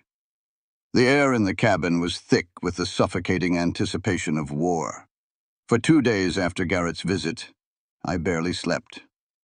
I fell back into the rigid, paranoid routines of my days hunting fugitives. I spent hours boarding up the lower halves of the windows with thick pine planks, leaving only narrow slats to fire a rifle through. I cleaned every firearm in my arsenal, 3 Winchesters, 2 double-barreled shotguns, and my twin Colts, until the mechanisms gleamed with fresh oil. I staged boxes of ammunition at every vantage point in the cabin. Clara watched me turn our home into a fortress with a quiet, hollowed-out expression. The brief moment of desperate connection we had shared on the porch had vanished, replaced by the crushing gravity of our impending doom. She tried to help, filling canteens with water, tearing old sheets into bandages just in case, but the shadow of Jed Vance hung over her like a shroud. On the afternoon of the 3rd day, the tension finally snapped, but not in the way I had prepared for. I was out in the barn. Midnight's wound needed fresh dressing, and I wanted to ensure the horses had enough feed to last out a siege. I was gone from the cabin for perhaps 45 minutes. When I walked back through the heavy front door, stomping the slush off my boots, the silence in the cabin felt wrong. It wasn't the quiet of a house waiting. It was the devastating, ringing silence of a bomb that had just detonated. Clara was standing by the large oak table in the center of the room. My heavy iron lockbox, the one I kept hidden beneath a loose floorboard under my bed, was sitting open on the table. The padlock had been smashed off. Beside it lay a heavy iron fireplace poker. My heart completely stopped in my chest. Clara wasn't looking at me. She was staring down at a piece of heavy cream-colored parchment in her trembling hands. Her face was ashen, drained of every drop of blood, making her dark eyes look like gaping wounds. "Clara," I said, my voice barely a rasp. She slowly lifted her head. The look in her eyes was something I will never forget for as long as I live. It was not fear, it was not anger. It was complete, absolute, catastrophic devastation. It was the look of a woman who had just realized that the only solid ground she had left in the world was an illusion. "I was looking for more linen in your trunk," she whispered, her voice completely devoid of emotion, a terrifyingly flat monotone. I knocked the rug aside. I saw the loose board. She held up the piece of parchment. My eyes locked onto the elegant flowing handwriting of her father, Arthur Montgomery. "I wanted to know," she continued, her voice breaking slightly. "I wanted to see the contract. I wanted to see how much my father owed you so I could figure out a way to pay you back, so I could buy my own freedom before Vance came."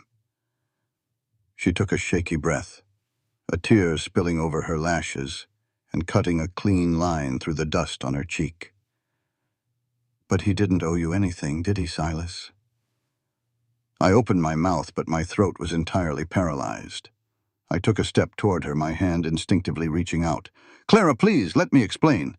"Did he?" she screamed, the sudden explosion of raw fury making me flinch. She violently threw the parchment across the table. It slid off the edge and landed at my boots. I didn't need to read it. I knew every word by heart. It was a formal receipt of transaction drafted by Arthur to protect himself. It stated, clearly and unequivocally, that Silas Thorne had paid the sum of $3,000 in gold coin to Arthur Montgomery in exchange for the permanent guardianship and marital rights to his daughter Clara. But it was the letter attached to it, the groveling, desperate letter Arthur had written, that was the killing blow. Clara snatched up the second piece of paper, reading it aloud, her voice shaking with violent, uncontrollable sobs. "I accept your generous counteroffer, Mr. Thorne. $3,000 is sufficient to offset the loss of Mr. Vance's proposal. I will deliver the girl to your mountain before the week's end. Keep her out of sight. Vance is not a man who takes lightly to being outbid for a prize." She dropped the letter. It fluttered to the floor like a dead leaf. "You outbid him," she whispered, the horror of the realization choking her. Vance didn't just decide he wanted me. He made an offer. And my father shopped me around, and you bought me. Clara, you have to listen to me, I pleaded, stepping forward, desperation clawing at my throat. It's not what you think. Your father came to me.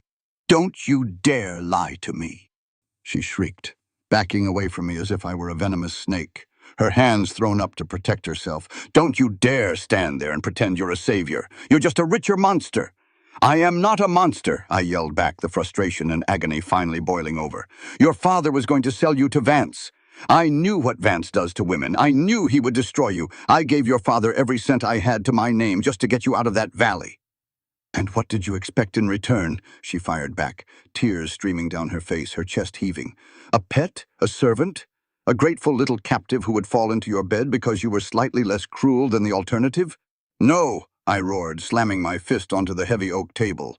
The wood cracked under the impact. I expected nothing. I expected to keep you alive. You kept the deed to my life in a box under your bed, she screamed, pointing a trembling finger at the shattered lockbox. You let me sit here for weeks thinking you were some honorable, decent man who just got caught in my family's mess. But you orchestrated it. You sat on that porch with me. You almost kissed me, knowing that you held the receipt for my body in your damn floorboards. Her words slashed through me like a hunting knife, carving out my insides. The betrayal in her eyes was absolute.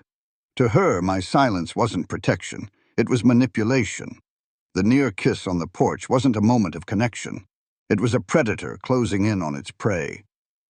I didn't tell you because I knew it would break you, I said, my voice dropping to a harsh, desperate whisper. I didn't want you to know how little your father valued you. I didn't want you to live in terror of Vance.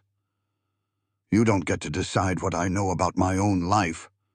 Clara stepped forward, her dark eyes blazing with a magnificent, devastating fury. You don't get to manage my pain. You treated me like a child. You treated me like livestock you saved from the slaughterhouse. You pity me. I don't pity you, Clara, I said, my voice breaking.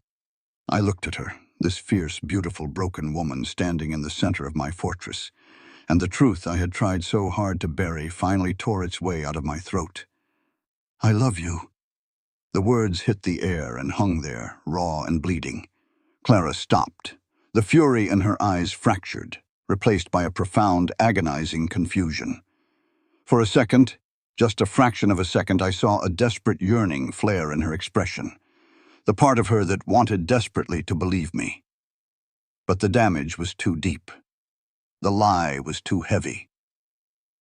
She looked down at the receipt of sale lying on the floor between my boots. Then she looked back up at me, her eyes hardening into brittle, unforgiving ice. You don't love me, Silas, she said, her voice dropping to a chilling, deadened whisper. You just love the fact that you own me. I physically flinched, the words striking a blow more lethal than any bullet.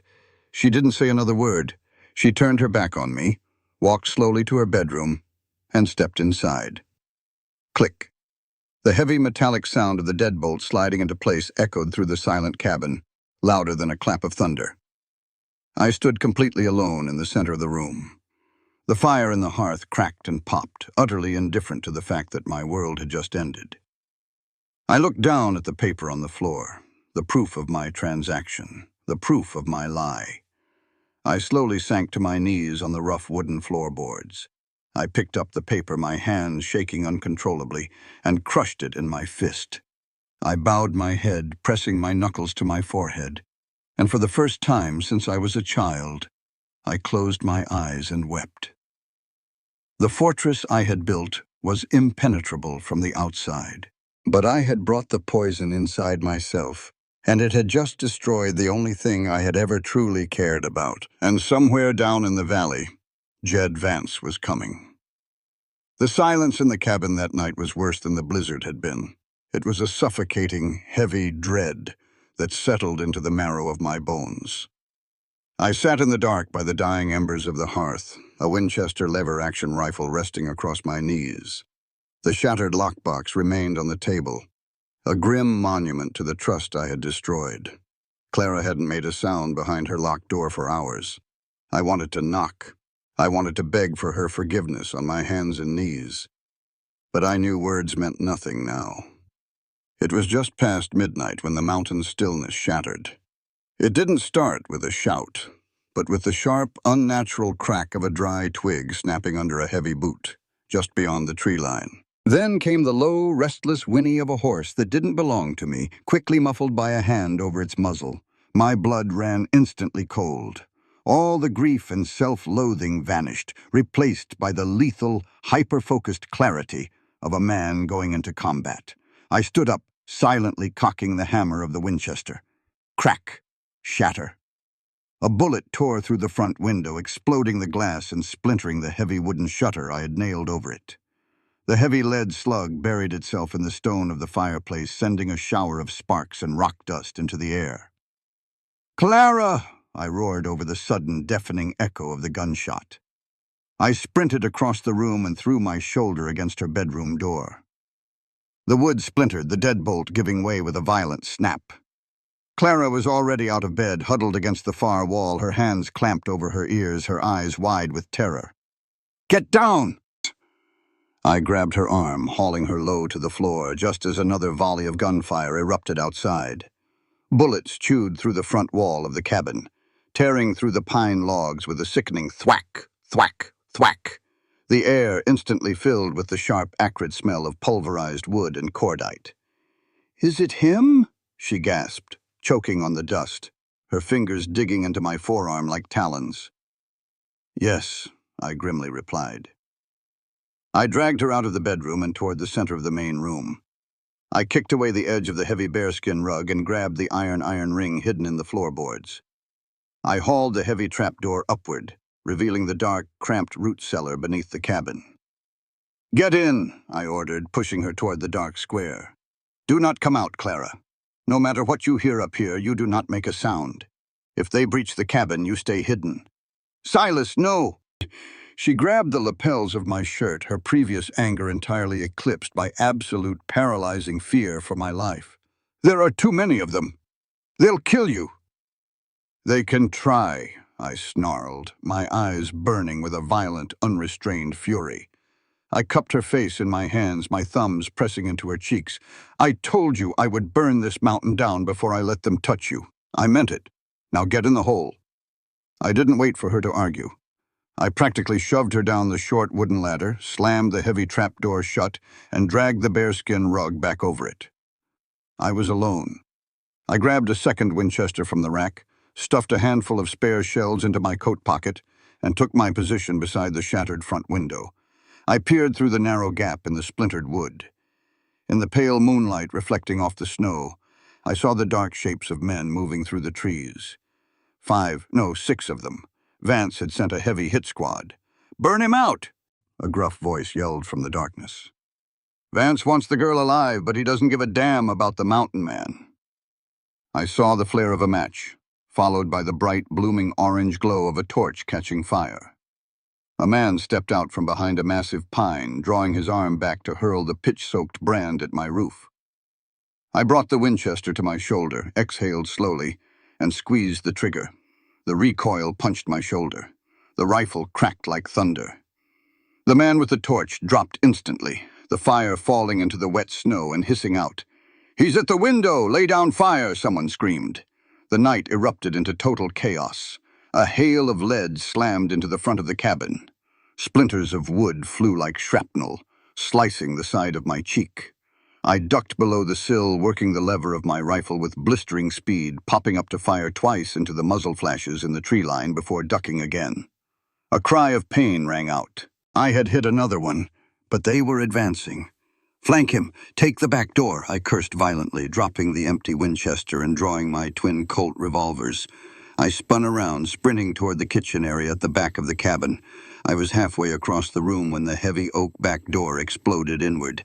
A massive brute of a man kicked it off its hinges, a double-barreled shotgun leveled at his hip. I dove behind the heavy wooden kitchen table just as he pulled the triggers. The blast of buckshot obliterated the top of the table, showering me in lethal splinters and destroying the shelving behind me. Glass jars shattered, raining preserved peaches and sharp shards all over the floor. I rolled out from behind the ruined table, raising my right Colt, and fired 2 rounds into his chest. He staggered backward, collapsing onto the porch. But as I rose to my feet, a shadow detached itself from the corner of the kitchen. A second man had slipped through the broken door while I was focused on the first. He lunged at me with a hunting knife, his face twisted in a vicious sneer. He tackled me hard, driving his shoulder into my ribs. I crashed to the floor, my right hand slamming against the iron stove, knocking the Colt from my grip. He pinned me down, raising the heavy, gleaming blade high above his head, aiming straight for my throat. I grabbed his wrist with my left hand, straining with every ounce of my strength to hold the blade back. But I was off balance, and he had gravity on his side. The tip of the knife inched closer to my windpipe. "Vance sends his regards," the killer hissed, his foul breath hot on my face. I gritted my teeth, preparing for the blinding pain of the steel. Boom! The deafening roar of a shotgun going off inside the enclosed cabin made my ears ring with high-pitched agony. The man pinning me suddenly jerked upright, his eyes going wide with shock. A massive, gaping hole appeared in his shoulder. He dropped the knife and collapsed sideways, dead before he hit the floorboards. I shoved his heavy corpse off me, gasping for air, and scrambled to my knees, looking wildly for the source of the shot. Standing 10 feet away, illuminated by the flickering light of the hearth, was Clara. The trapdoor to the root cellar was thrown wide open. She was holding my heavy 12-gauge scattergun, her small frame braced against the massive recoil. Smoke was curling lazily from the right barrel. Her face was pale, splattered with a drop of blood that wasn't hers. But her hands were incredibly steady. Her dark eyes were blazing with a terrifying, magnificent wrath. She pumped the lever, chambering the second shell with a sharp clack-clack. "Nobody," she breathed, her voice shaking but laced with pure steel, "sends their regards to my husband." I stared at her, utterly paralyzed by shock and a sudden, overwhelming surge of awe. She hadn't hidden. She hadn't cowered in the dark while men tried to kill me. She had climbed out of that hole, picked up a weapon that weighed half as much as she did, and blown a man away to save my life. There was no time to process it. More shouting erupted from the front yard. The remaining attackers were rushing the porch. I snatched my Colt off the floor and surged to my feet. I grabbed Clara by the waist, pulling her behind the thick stone column of the fireplace just as the remaining window shutters were kicked in. "Reload!" I yelled, tossing her a box of shells from the mantel before spinning out from cover. We fought side by side. I laid down, suppressing fire with my revolvers, moving with ruthless, practiced precision, while Clara reloaded the shotgun and fired blinding, devastating blasts through the broken windows whenever a man got too close to the porch. She was terrified.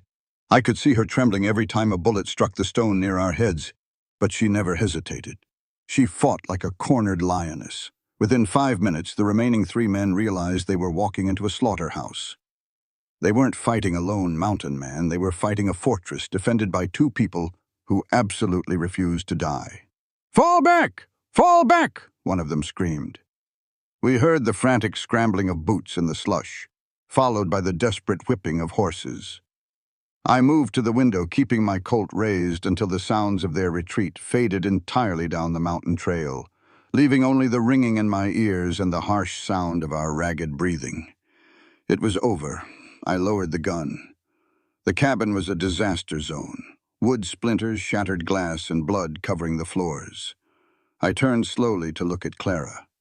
She was still holding the shotgun, leaning heavily against the stone fireplace. The adrenaline was rapidly draining from her body, leaving her shaking so violently she could barely stand. She looked at the dead man on the floor, the reality of taking a human life crashing down upon her. The shotgun slipped from her numb fingers, clattering onto the floorboards. Her knees buckled. I closed the distance in 2 massive strides, catching her before she hit the ground. I pulled her tightly against my chest, wrapping my arms around her as she buried her face in my neck and finally began to sob. "I've got you," I whispered fiercely, burying my hands in her dark hair, kissing the top of her head. "I've got you, Clara. You're safe. I thought he was going to kill you, she choked out, her tears soaking into my collar. I saw the knife, Silas. I couldn't let him. I couldn't. You saved my life, I murmured, holding her tighter, my own eyes burning. She pulled back just enough to look up at my face. The fury and betrayal from hours ago had been burned away in the crucible of the gunfight. What was left was raw, undeniable truth. I don't care about the contract, she whispered, her hands tracing the blood and dirt on my cheek, resting over my scarred jaw. I don't care what my father did or what you paid him. When I was in that dark cellar, listening to them trying to kill you, all I knew was that I couldn't let you die. You are not my owner, Silas. You're my partner. I closed my eyes, a broken, breathless sound escaping my throat as the crushing weight of my guilt finally shattered. I leaned down and pressed my mouth to hers. It wasn't a hesitant, fearful kiss like the one on the porch. It was desperate, bruising, and tasted like cordite, tears, and absolute salvation. She kissed me back with matching ferocity, her hands gripping my shirt, anchoring me to the earth. When we finally broke apart, both of us breathless, I rested my forehead against hers. "They'll be back," she whispered into the darkness of the ruined cabin. "Vance won't stop." "I know," I said, my voice hardening into cold iron. I stood up, pulling her up with me. "Which is why we aren't going to wait for them. At first light, we are riding down to the valley. We are going to end this." The town of Silver Creek was a festering wound at the base of the mountains, built on greed, silver dust, and corruption. By the time Clara and I rode down the main street the following afternoon, the town had already gone eerily quiet. People recognized my black stallion, Midnight. They recognized the hard-eyed man in the heavy duster, and they recognized the beautiful, pale woman riding at his side. Word of the massacre at my cabin had clearly reached the valley. Eyes peered at us from behind saloon doors and drawn curtains. I didn't stop until we reached the large, imposing brick building at the end of the street that served as both the town hall and the territorial courthouse. "Are you ready?" I asked Clara, helping her down from her horse. She was wearing her heavy riding coat, her chin held high, radiating a quiet, untouchable dignity. She met my gaze and nodded once. "Finish it, Silas." I pushed the heavy double doors of the courthouse open. The courtroom was in session. Sitting at the massive wooden bench was Judge Alistair Hughes, a fat, sweating man whose pockets were lined with Jed Vance's silver. And standing before him, holding a stack of legal documents and looking incredibly smug, was Garrett Montgomery. Sitting in the front row of the gallery, wearing a tailored charcoal suit and leaning on a silver-tipped cane, was Jedediah Vance himself. He was a handsome man in his late 40s, but his eyes were entirely dead, like a shark circling its prey. When the heavy courthouse doors slammed shut behind me, the entire room froze. Garrett turned, the smug smile instantly dropping from his face, replaced by a flash of genuine panic. "Thorne!" he hissed. Jed Vance stood up slowly, leaning on his cane.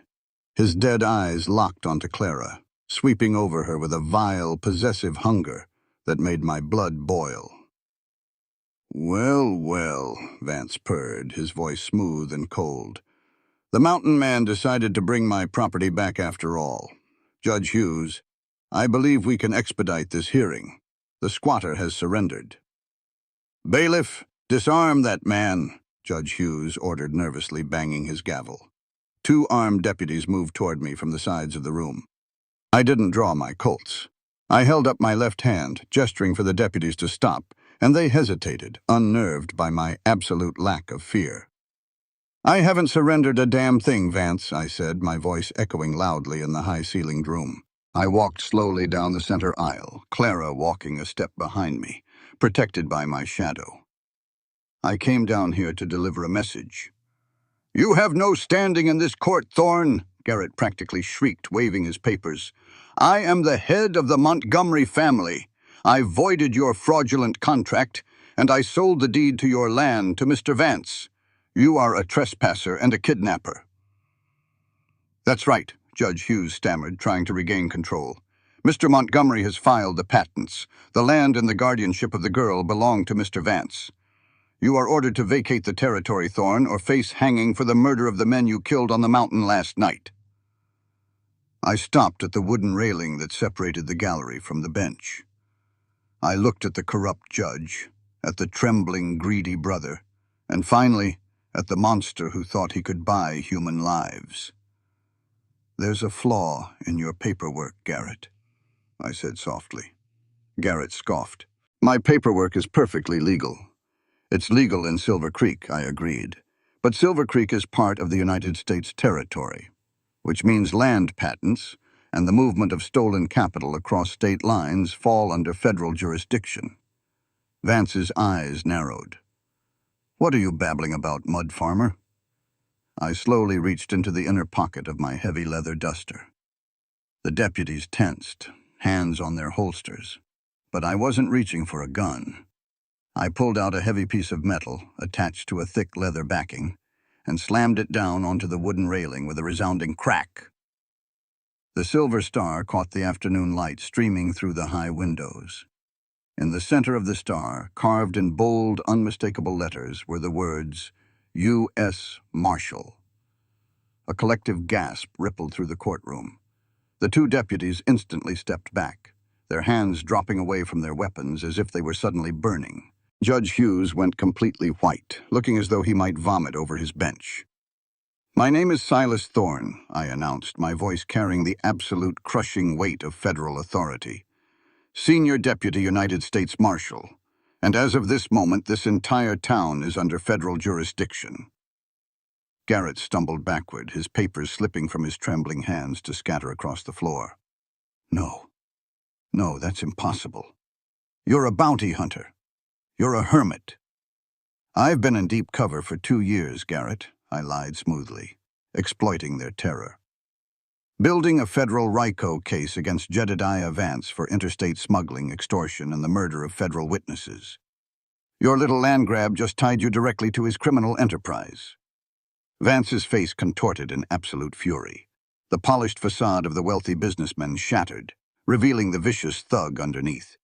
He reached inside his charcoal suit coat for a hidden derringer. I was vastly faster. Before Vance's hand even cleared his lapel, my Colt was in my hand, the hammer cocked, the barrel pointed directly at the bridge of his nose.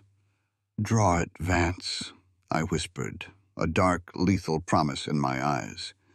"Give me one legal reason to blow your head off right here in front of the judge. I'm begging you." Vance froze.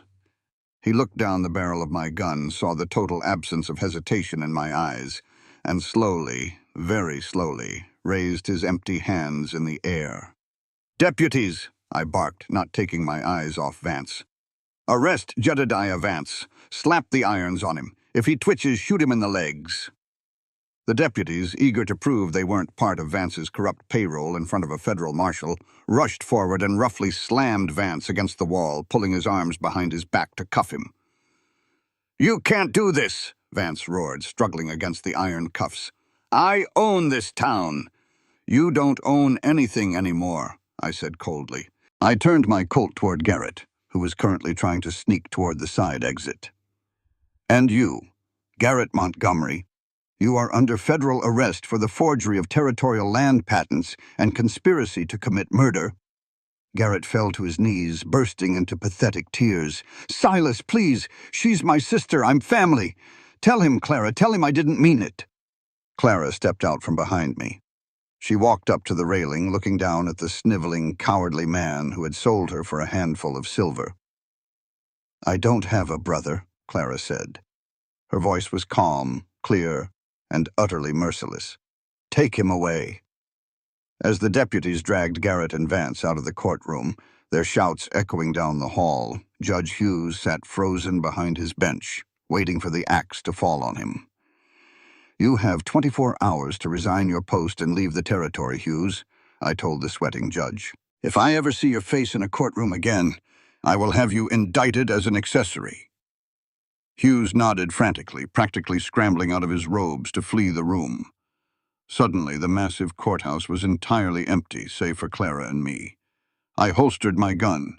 The heavy mantle of the marshal's authority faded, and I was just Silas again. I turned to look at Clara. She was staring at the silver star resting on the wooden railing, and then she looked up at me. "A U.S. Marshal," she breathed, a small, wondrous smile breaking across her face.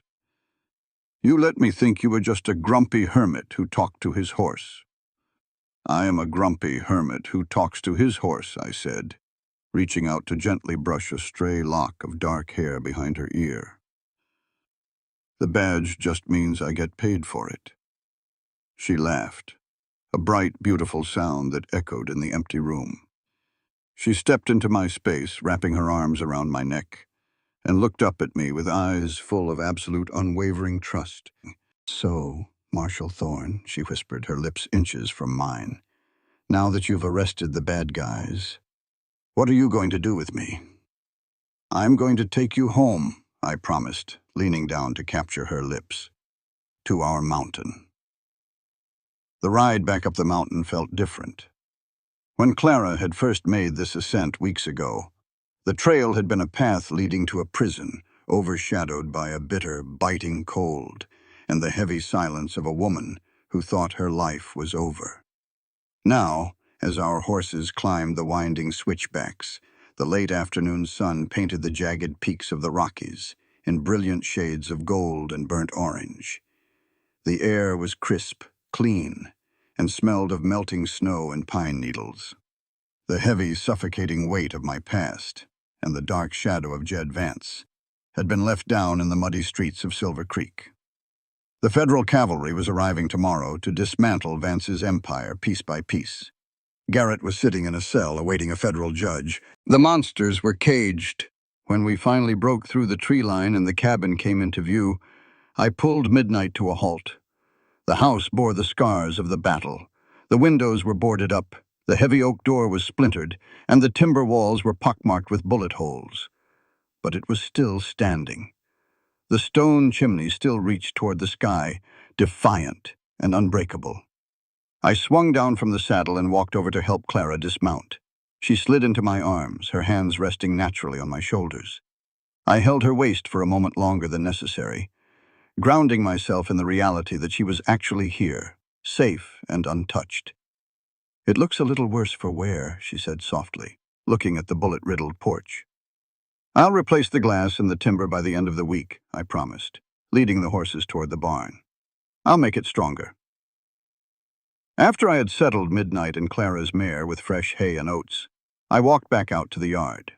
Clara was standing on the porch looking out over the vast, sweeping valley below. The sun was just dipping behind the western ridge, casting long, peaceful shadows across the snow. I took a deep breath, the cold air filling my lungs. I reached into the inner pocket of my duster and pulled out a thick brown leather envelope. I had stopped at the land office while the deputies were locking Vance up. I had used my badge to push the paperwork through immediately. It was time to pay my final penance. I walked up the wooden stairs, my spurs clinking softly against the boards. Clara turned at the sound, a warm, welcoming smile touching her lips. But when she saw the serious, guarded expression on my face, her smile faded. "What is it, Silas?" she asked, her dark eyes searching my face. I stopped a few feet away from her and held out the leather envelope. "When we were in town," I said, my voice thick with an emotion I was struggling to control, "I had the territorial clerk draft a new set of deeds. The fraudulent patents Garrett filed have been expunged. The mountain, the valley, the timber rights, they've all been legally registered." Clara looked at the envelope, then up at me, confusion knitting her brow. "I don't understand." "Of course they're registered to you." "No," I said quietly. "They're registered to you, Clara." Her breath hitched. She stared at me, completely stunned. I kept my hand extended, forcing the envelope toward her. "The land is in your name. The cabin is yours. Inside that envelope is also a draft from the federal bank in Denver for $5,000, the bounty money I had saved over the years. It's yours, too." "Silas, what are you doing?" she whispered, taking a hesitant step back. I'm giving you your life back, I said, the words tasting like ash in my mouth, even though I knew they were necessary. From the moment you stepped onto that wagon in the valley, you were stripped of your choices. Your father made a choice for you. I made a choice for you. You were a prisoner to a contract you never signed. I lowered my hand, my fingers gripping the leather envelope tight enough to leave indentations. I told you the truth in the cabin. I bought that contract because I couldn't let Vance destroy you. But my methods, my silence, I became my own kind of monster by keeping you in the dark. I took away your agency, Clara. And the only way I can ever make that right, the only way I can wash the stain of that blood money off this mountain, is to give you absolute freedom. I looked at her, memorizing the way the dying sunlight caught the dark silk of her hair, the fierce intelligence in her eyes, the proud, stubborn tilt of her chin. You don't owe me a debt, I told her, my voice breaking on the final word. You don't owe me your gratitude, and you certainly don't owe me your life. You are a wealthy, independent woman now. You can take that money and go anywhere in the world, Boston, New York, San Francisco. You can leave this freezing mountain and never look back.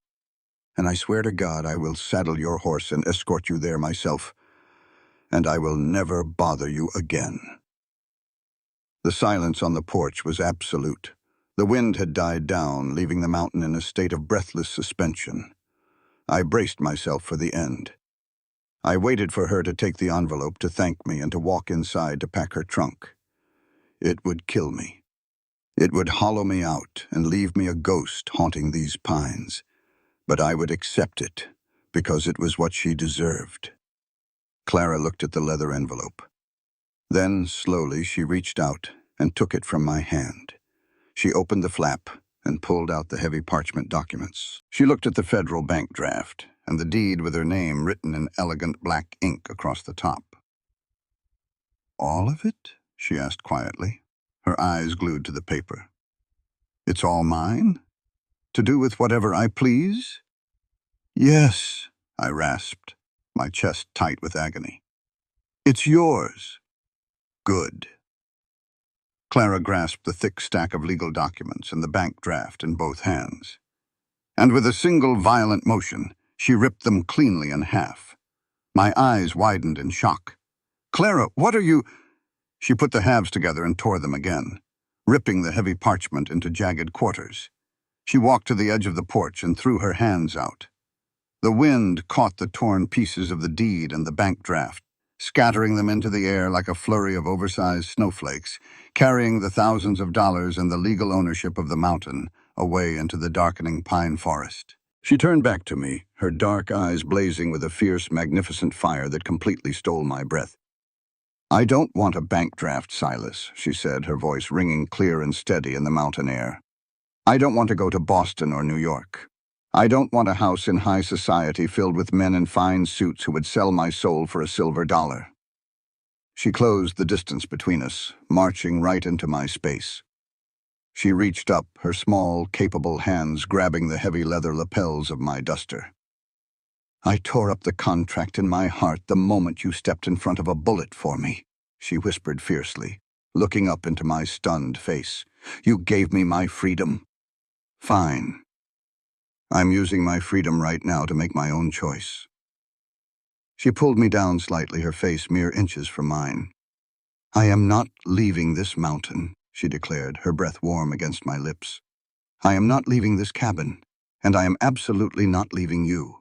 You don't get to push me away just because you feel guilty, Silas Thorne. I choose you. Husband. The word shattered the last remaining wall of my defenses. The guilt, the fear, the lingering ghosts of the past, they all instantly incinerated in the heat of her absolute, unyielding devotion. I let out a rough, ragged groan, dropping my hands to her waist and hauling her flush against my body. I crashed my mouth down onto hers. She met me with equal desperation, her arms wrapping tightly around my neck, her fingers tangling in my hair. The kiss was a vow, a sealing of a bond that no piece of paper, no amount of money, and no monster in the valley could ever break. I picked her up, her boots leaving the floorboards, and she laughed against my mouth. a sound of pure, unadulterated joy. I carried her across the porch, kicked the splintered front door open with my boot, and carried my wife across the threshold of our home. 3 years later, the winter wind howled around the corners of the cabin, but inside it was a different world. The main room had been expanded over the past 2 summers. The bullet-riddled walls had been replaced with thick, polished cedar. A large braided rug covered the floor, and the shelves I had built were now overflowing with books, glass jars of preserved mountain berries, and the small, quiet signs of a life shared. I sat in my heavy armchair near the roaring hearth, the fire casting a warm golden glow over the room. In my hands I held a small block of smooth pine and a carving knife. I was working on the intricate details of a miniature wooden train engine. The scars on my knuckles were still there. The jagged line on my jaw hadn't faded, but the tension that used to live permanently in my shoulders was gone. I blew a dusting of wood shavings off the little wooden wheels and looked up. Sitting on the rug near the fire was Ellis. He was 2 years old, a chaotic, joyful bundle of energy with my dark hair and his mother's sharp, intelligent amber eyes. He was currently staging an epic battle between a wooden bear and the wooden horse I had carved during that first blizzard 3 years ago. "Careful, Ellis," Clara's voice floated across the room, laced with a gentle laugh. "The bear is going to eat midnight if you keep throwing him into the fire line." I shifted my gaze to my wife. Clara was sitting at the newly built oak dining table, a medical textbook open in front of her. She had become the unofficial doctor for the few homesteaders who had braved the lower ridges of the mountain. She was wearing a soft woolen dress, her hair tumbling over her shoulder in loose waves. She looked up from her book, caught me staring, and smiled, a slow, secret smile that still made my heart kick hard against my ribs. "What are you looking at, Marshall?" she teased softly. "Just admiring the view," I replied, my voice a low rumble. I set the wooden train and the knife on the side table and leaned back in my chair, watching my son tackle his wooden toys, listening to the crackle of the fire and the steady, rhythmic breathing of the woman I loved. When Clara had first arrived on this mountain, I had thought my life was a closed book, a story of violence that could only end in isolation. I had thought I was buying a girl's life to save her from a monster, never realizing that she was the one coming to save me. The world outside these timber walls was still harsh. The winters were still brutal. But I had learned that the most profound strength doesn't roar. It doesn't arrive with a badge or a gun. It arrives quietly, like a delicate hand tracing a terrible scar, like a woman standing her ground in a burning cabin, like the unyielding, miraculous choice to stay. Ellis suddenly scrambled to his feet, abandoning his wooden animals, and barreled toward my chair. I reached down, scooping the little boy up with one arm and settling him onto my knee. He immediately grabbed my thumb with his small, sticky hand, babbling happily about the bear. Clara closed her book and walked over, resting her hand lightly on my shoulder. I reached up and covered her hand with mine, feeling the smooth gold band on her ring finger. The wind battered against the frosted window panes, but it couldn't reach us. The storm was outside. In here, on the mountain we had claimed together, there was only warmth. There was only peace. And there was only love, deeper and wilder than anything I could have ever imagined. What makes this story unforgettable is not the gunfights, nor the danger, but the quiet sacrifices hidden beneath them. Silas gave up everything to protect Clara, even her trust. And Clara, despite everything she had been through, found the strength to choose love over fear. Here, we tell stories of the Wild West, of love, of mothers and families, of compassion, and the deep connections between people that often go unseen. The message is simple yet profound. Sometimes, the greatest act of love is not holding on, but giving someone the freedom to choose you. In the end, what remains is not the echo of gunfire, nor the memory of contracts signed in desperation, but something far quieter and far more powerful. It is the realization that in a world where people are bought, sold, and broken, the greatest act of defiance is not survival, but choosing to remain human. Silas began this story as a man who believed he could outrun his past by hiding in the mountains, convinced that solitude was the only way to keep the darkness from consuming him.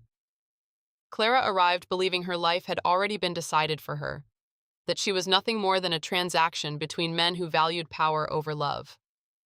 And yet, somewhere between the silence of winter nights, the warmth of a shared fire, and the chaos of a battle neither of them chose, something extraordinary began to take root.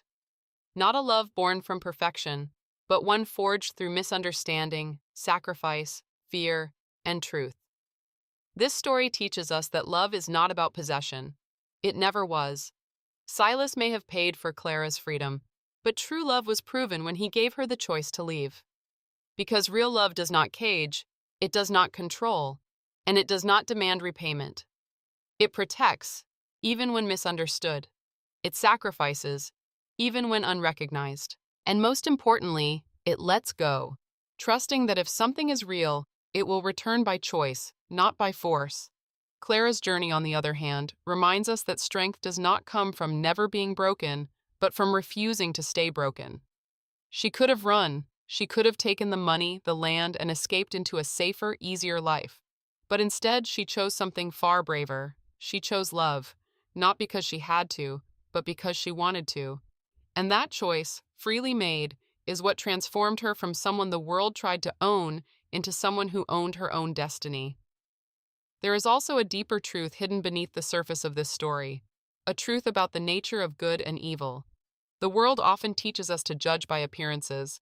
The man with the gun must be dangerous. The man in the fine suit must be respectable.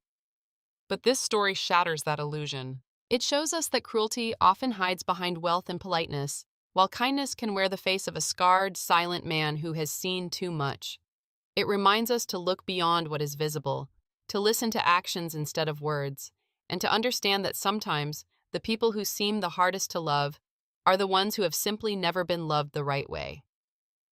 And perhaps the most important lesson of all is this: healing is not something we do alone. Silas thought he had to carry his past by himself. Clara thought she had to endure her fate in silence. But together, they became something stronger than either of them could have been alone. They did not erase each other's pain. They shared it, understood it, and in doing so, transformed it into something meaningful. Love did not save them in a grand, dramatic moment.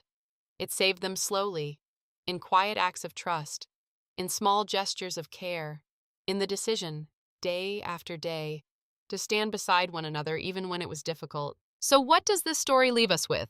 It leaves us with a simple but powerful truth. You are not defined by what has been done to you, but by the choices you make afterward. No matter how harsh the world becomes, no matter how deeply you have been hurt, there is always a choice: to become bitter or to become better, to close your heart or to open it again, to walk away or to stay and build something real. And maybe, just maybe, the kind of love we all search for is not the kind that arrives easily, but the kind that stays, even after every reason to leave. This work of fiction is a product of the author's imagination. Any resemblance to actual persons, living or dead, events, or locales is purely coincidental. The narrative is intended solely for artistic and entertainment purposes and should not be interpreted as a reflection of real individuals or factual occurrences.